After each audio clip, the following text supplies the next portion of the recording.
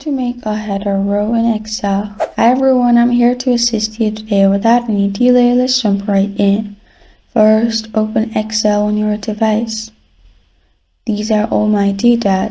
Now, simply select all the data. To select it, click on the triangle at the top left corner of your screen, which is beside A.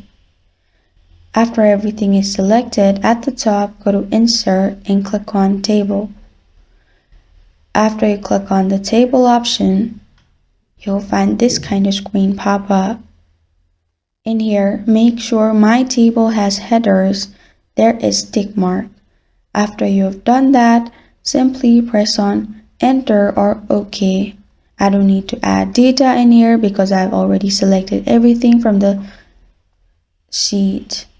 And as you can see, there is a header row. This is how to make a header row in Excel. Thank you for joining me today. If this video helps you out, please leave a like and subscribe for more. Got a question or want to suggest a topic? Comment below. Thank you for watching.